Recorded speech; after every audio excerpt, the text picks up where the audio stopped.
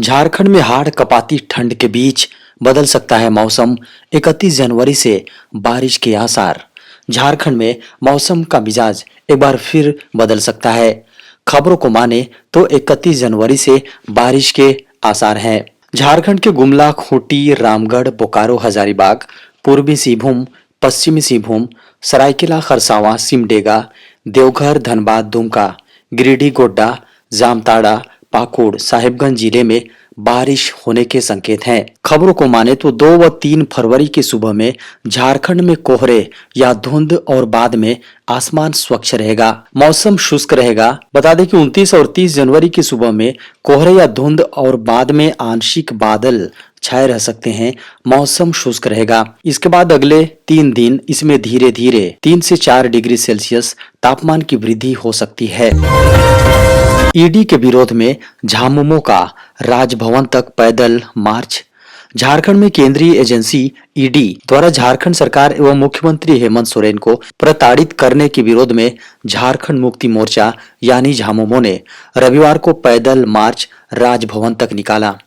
बता दें कि यह पैदल मार्च राजधानी रांची के मोरहाबादी मैदान से चलकर राजभवन तक पहुंचा। हालांकि झामुमो के नेताओं को राजभवन से पहले ही बैरिकेड लगाकर रोक दिया गया। बता दें कि कार्यकर्ताओं और नेताओं ने कहा कि केंद्र सरकार मुख्यमंत्री हेमंत सोरेन पर निशाना साध रही है, लेकिन पार्टी के नेता और कार्यकर्ता केंद्र के इस रवैये को बर्दाश्त नहीं करेंगे।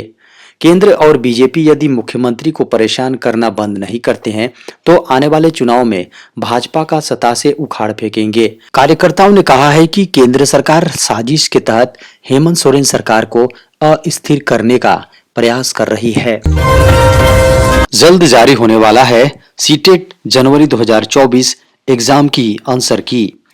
केंद्रीय माध्यमिक शिक्षा बोर्ड यानी सीबीएसई अपनी आधिकारिक वेबसाइट ctet.nic.in पर जल्द ही केंद्रीय शिक्षक पात्रता परीक्षा यानी सीटेट जनवरी 2024 परीक्षा की आंसर की जारी करने वाला है।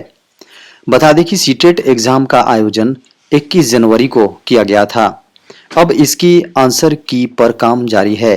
एक बार सीटेट एग्जाम 2024 आंसर की जारी होने के बाद उम्मीदवार डायरेक्ट ctet.nic.in पर जाकर इसे देख सकेंगे।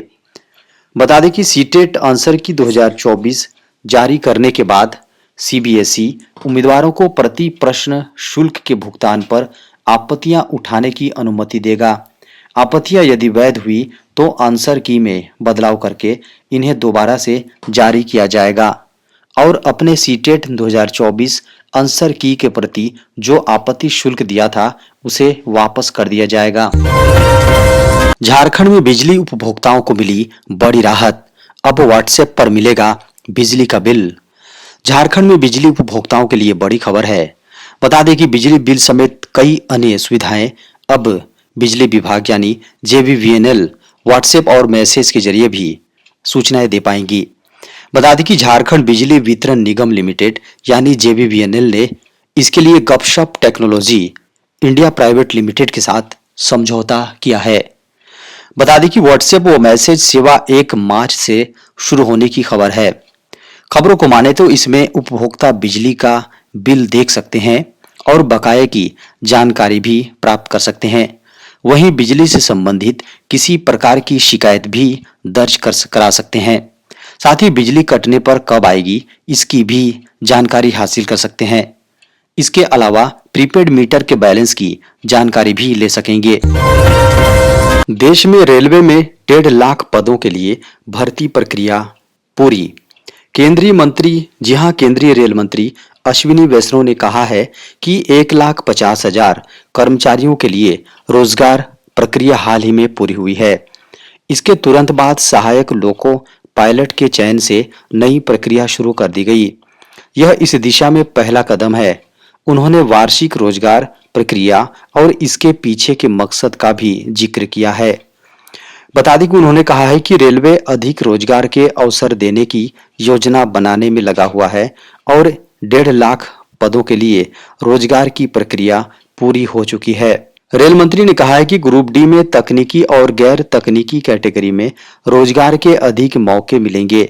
सब कुछ एक साथ करने के बजाय उन्होंने कहा कि हमारा टारगेट अधिक रोजगार मुहैया कराने पर है। अंतरिम बजट में पीएम सूर्योदय योजना में बढ़ सकती है सब्सिडी। वित्त मंत्री निर्मला सीतारमन 1 फरवरी को वित्त वर्ष 2024-25 के लिए अंतरिम बजट की घोषणा करेंगी।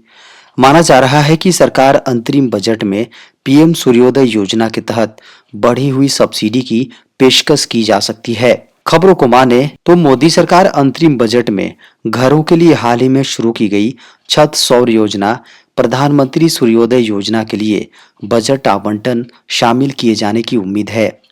खबरों को माने तो इस योजना के लिए अंतरिम बजट में आवंटन कम से कम 20,000 करोड़ रुपए होने की संभावना है। केंद्र सरकार ने सूर्योदय योजना के तहत 1 करोड़ घरों को जोड़ने का लक्ष्य निर्धारित किया है। सूर्योदय योजना के तहत सरकार आर्थिक रूप के कमजोर लोगों के घरों पर रूफटॉप सोलर इंस्टॉल करेगी। बता दें कि प्रधानमंत्री सूर्योदय योजना के जरिए 1 करोड़ निम्न मध्यम आय वाले लोगों की छतों पर सोलर पैनल लगाए जाएंगे, जो सूरज की रोशनी में चार्ज होकर लोगों के घरों को बिजली देगा। इसके लगने से बिजली खपत में जहां कमी आएगी, वहीं लोगों को बिजली कनेक्शन के लिए रजिस्ट्रेशन से लेकर बिल भरने तक की परेशानियों से छुटकारा मिल जाएगा। ऑयल इंडिया लिमिटेड में निकली भर्ती के लिए आज है अंतिम तिथि। अगर आप ऑयल इंडिया लिमिटेड में निकली विभिन्न भर्ती पर विभिन्न पदों पर भर्ती के लिए आवेदन करने के इच्छुक हैं, तो ये खबर आपके लिए जरूरी है। ऑयल इंडिया लिमिटेड में अधीक्षक, चिकित्सा अधिकारी, वरिष्ठ अधिकारी और अन्य पदों पर भर्ती के लिए आवेदन प्रक्रिया चल रही है।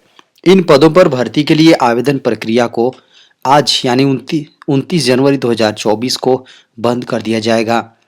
जिन उम्मीदवारों ने अभी तक इस भर्ती के लिए आवेदन नहीं किया है, वे सभी ऑफिशियल वेबसाइट पर जाकर जल्द से जल्द अप्लाई कर दें।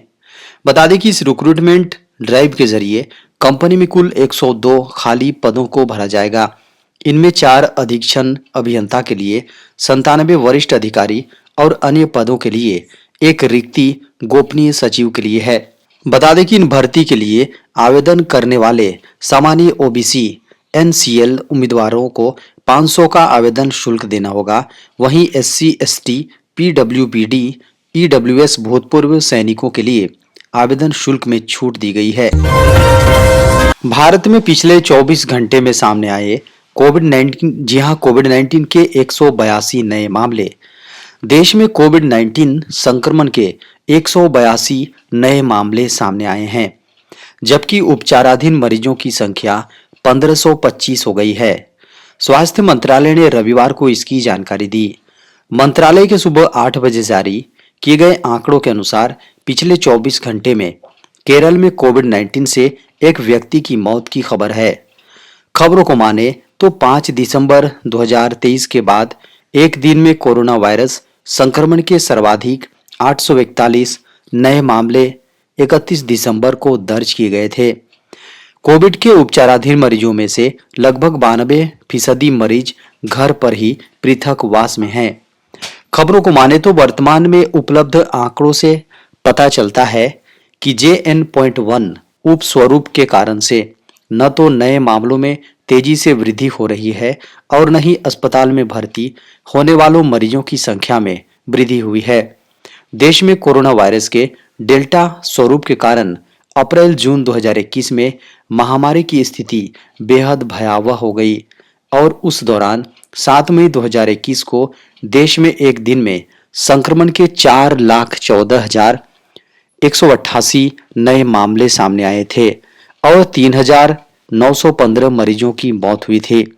देश भर में 2020 की शुरुआत से अब तक लगभग 4 वर्ष में कोरोना वायरस से 4.5 करोड़ से अधिक लोग संक्रमित हुए हैं।